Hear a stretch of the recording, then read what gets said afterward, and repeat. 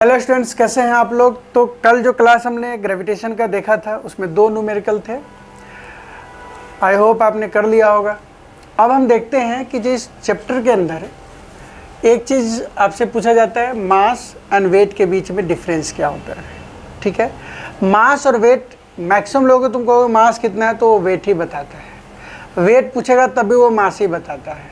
ठीक है ना, वेट पूछेगा कितना वेट तुम्हारा कितना है तो बोलेगा 60 kg, बट वो 60 kg जैसे ही बोल दिया तो वो मास है। समझ में आ रहा है बात।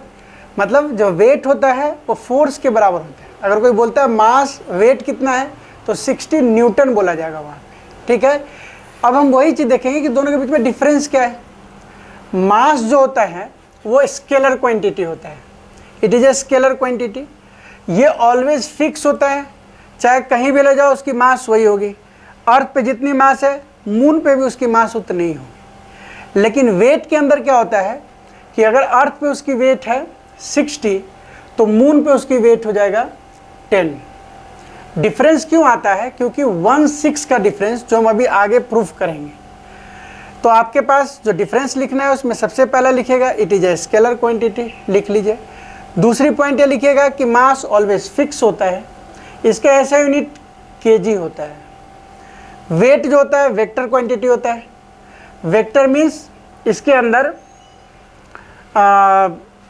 जो मैग्नीट्यूड तो होता ही होता है, साथ में डायरेक्शन भी होता है। मतलब एक्सेलरेशन की जो ग्रेडिएटर किस डायरेक्शन में लग रहा है।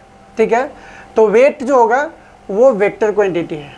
वेट का ऐसा यूनिट क्या होता है? न्यूटन होता है। ठीक है, तो हम कह सकते हैं कि वेट जो हमारा होता है फोर्स के बराबर है। तो आप इसको लिख सकते हो क्या कि भैया वेट अगर फोर्स के बराबर है तो चलो फोर्स के बराबर लिख लेते हैं। वेट इक्वल्स टू फोर्स आ गया, तो F बराबर m ए होता है। तो आप W बराबर क्या लिखोगे? m इंटू जी, एंड जी की जो वैल्यू है वो होता है 9.8। तो जितना मास दिया होगा, सपोज दैट मास किसी का 10 kg है और आपसे वेट पूछा जाएगा तो आप m इंटू जी लगा देना। मतलब 10 इंटू 9.8 कितना हो जाएगा? 98 न्यूटन हो जाएगा। ध्यान रखिएगा ये चीज़।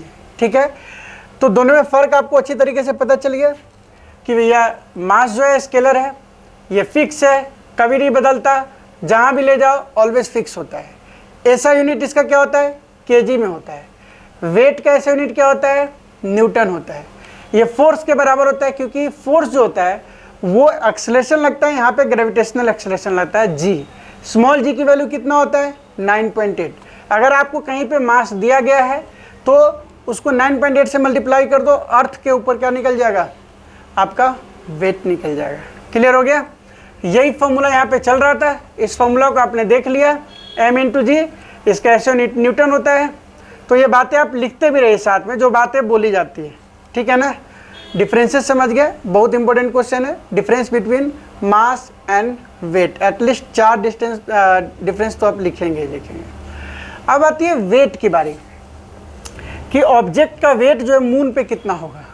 ऑब्वियस सी बात है कि वेट का फॉर्मूला अगर आपके पास पता है कि वेट हमारा m इंटू जी है, ठीक है, तो इस g के जगह पे अगर आप ग्रेविटेशनल एक्सेलरेशन किसका लगाओगे? g का, मतलब मून का जो ग्रेविटेशनल एक्सेलरेशन है, दोनों में डिफरेंस कितना है सर, कैसे पता चलेगा? मैं कहता हूँ 9.8 से में अगर 6 से डिवाइड करोगे, जो भी आंसर आएगा 1.6 के आसपास आता है, वो जो होगा आपका ग्रेविटी एक्सेलरेशन हो जाएगा। मतलब जितनी फोर्स से आपको अर्थ खींच रही है अपनी ओर से, आप अगर मून पे चलोगे तो फुटबॉल की तरह आप थोड़ा उड़ भी सकते हो, मतलब थोड़ा सा हल्का चलोगे आप। ठीक है ना, मून में ऐसा लगेगा कि आप जैसे स्पॉन्ज पे चल रहे हो। जब स्पॉन्ज के ऊपर चलते हैं ना तो कभी गिर जाते हो, कभी उड़ जाते हो। क्यों ऐसा होता है? क्योंकि उसकी ग्रेविटेशनल एक्सेलरेशन एंड अर्थ की ग्रेविटेशनल एक्सेलरेशन में कितने का डिफरेंस है? तो 6 टाइम्स ग्रेटर है। मून से 6 टाइम्स ग्रेटर है अर्थ का। कैसे? तो अब हम इसको देख लेते हैं। ये हमारे पास आपके दिए गए दोनों के बीच में, इसको हम समझने की कोशिश करते हैं। यहाँ देखिए, आपको पता है कि फोर्स का जो फॉर्मूला है वो Gm/m/r² होता है। जी सर। अब इसको हम क्या करते हैं? अर्थ और वेट के साथ कंपेयर करते हैं। कैसे कंपेयर करेंगे, देखो ये है हमारा वेट, ये फॉर्मूला, m फॉर मून देख लेना है। इसी तरीके से आपको w अर्थ के लिए e लिख लेना, g m m है ना, मून के लिए तो यहाँ अर्थ का ले लेना, ये ऑब्जेक्ट का मास है, अपॉन में r रेडियस फॉर अर्थ लिख लेना, सिंपल। अब दोनों में कंपेयर करना है तो कैसे करेंगे, तो w मतलब वेट ऑफ मून अपॉन में वेट ऑन अर्थ, ये डाल के देखोगे ये चीज़ कैंसिल हो गया, ये चीज़ कैंसिल हो गया, कैपिटल जी खत्म। तो जो वैल्यू बचेगा वो इस टाइप बचेगा, देखो जो हमारा फॉर्मूला आएगा वो ऐसा आ जाएगा। मून पे ऐसे डाल दिया, अर्थ पे डाल लिया और दोनों में डिवाइड कर दिया। देखो यहाँ पे ये जो डिवाइड है इसको देखिए, ठीक है, यहाँ पे डिवाइड करके कितना आया 1/6। मतलब साफ है कि अगर किसी का वेट ऑन अर्थ अगर दिया हुआ है 60 न्यूटन और आपको वेट ऑन मून निकालना है तो आपको क्या करना है 1/6 × 60 कर देना, तो हमारे पास 10 न्यूटन निकल जाएगा। देख लो वेट का कितना फ़र्क होता है। ये कंपेयर आपको वैसे तो कम पूछे जाते हैं कि ये करके दिखाओ, लेकिन अगर आपका आता है तो डेफिनेटली ये वैल्यूज़ भी दिए होंगे, क्योंकि याद तो आप कर नहीं सकते कि 5.98 × 10 का पावर 24, 6.37 × 10 का पावर 6। अगर आपसे पूछा जाएगा तो वैल्यू जरूर दिया जाएगा और आपको इसको सॉल्व करने होते हैं, ठीक है। सॉल्व करने के लिए आपको तरीका हमने पहले बता रखा है कि जो भी नंबर से उनका एक साथ मल्टीप्लाई करो और 10 के पावर वाले को एक साथ आपको प्लस माइनस करने हैं। अगर ऊपर में है तो सारे 10 के पावर को प्लस और नीचे वाले को क्या करना है ऊपर ले जाके माइनस करने हैं। तो इसमें कुछ भी ऐसा नहीं है, बस याद रखने की बातें क्या है उसको आप आसानी से याद कर लो। ये चीज़ें इससे 1 नंबर में क्वेश्चन आ सकता है, तो 1 नंबर में क्वेश्चन आ सकते हैं और वो क्वेश्चन क्या है उस चीज़ को देखिएगा, ठीक है। तो वो जो क्वेश्चन है हमारे पास वो है, आगे देखिए ये वाला, mass of an object 10 kg, what is the weight on the earth, m × g कर देना है, 9.8 से मल्टीप्लाई, ये हमने पहले ही बता दिया। 9.5 नंबर क्वेश्चन है, उसमें कह रहा है कि ऑब्जेक्ट ऑफ वेट 10 न्यूटन है।